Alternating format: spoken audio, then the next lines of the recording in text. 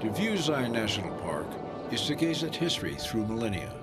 The southern Utah treasure has been home to ancestral people, pioneer settlers, and explorers who championed its protection. Today, it attracts millions of visitors each year. Those first experiencing it and those compelled to return, all making the pilgrimage to the canyon sculpted by water, wind, and time. When people first encounter Zion Canyon's Navajo sandstone towers, words often fail. They stand transfixed. Artists through the decades have found ways to articulate their awe, creating works that capture a moment in time and endure like echoes through canyon walls. Call of the Canyon, Zion National Park. Funding for Call of the Canyon, Zion National Park comes from the Utah Department of Cultural and Community Engagement and the Utah State Legislature.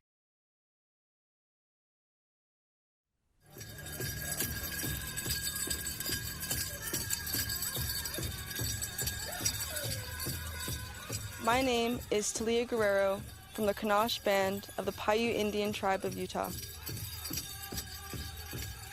We acknowledge the ancestral keepers of the land we are about to explore, the Southern Paiute. May we celebrate and discover their traditional homeland and recognize their continued presence in the area's culture and tradition.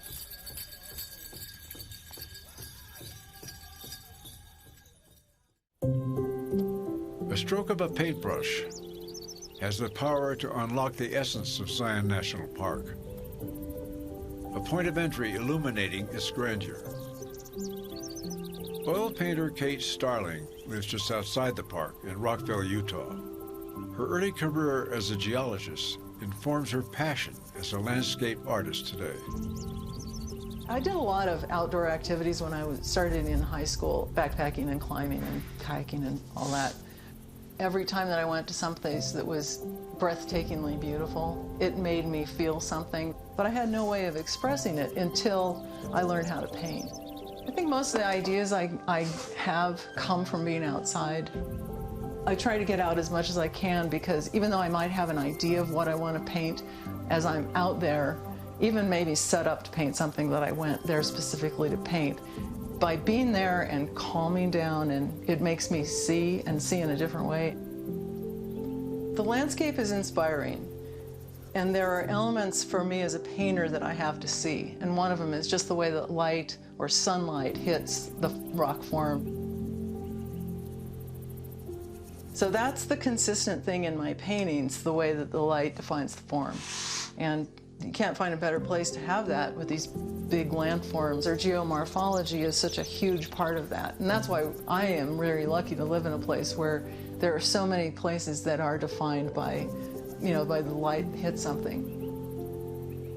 Every element makes the painting what it is, but there are certain things that I have to start with, and that's light. Zion Canyon is a difficult place to paint. It's so beautiful and so inspiring to find. Sometimes it's hard to find a way in. That's why a lot of what I paint is outside of the main canyon. So the east side is good for that because you can get a lot of foreground and there's something in the middle ground, and then you can actually see background. Kolob Terrace are particularly good for that because you can see miles and miles and miles of layers.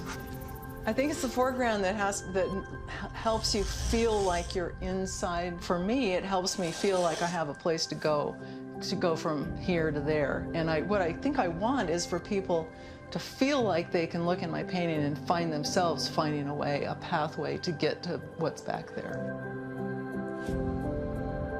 I think it makes my paintings more interesting to me, and hopefully for that then interesting to other people. And in doing so, describing to them the importance of this country, the landscape that we have, hopefully a desire to keep it from being degraded. I think it all goes together.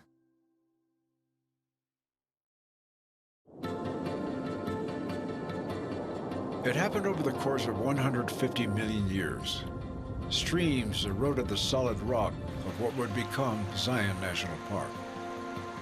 The Virgin River, a tributary of the Colorado River, cut its way through, widening as walls sloughed off and washed away, leaving peaks, towers, mesas, and spires.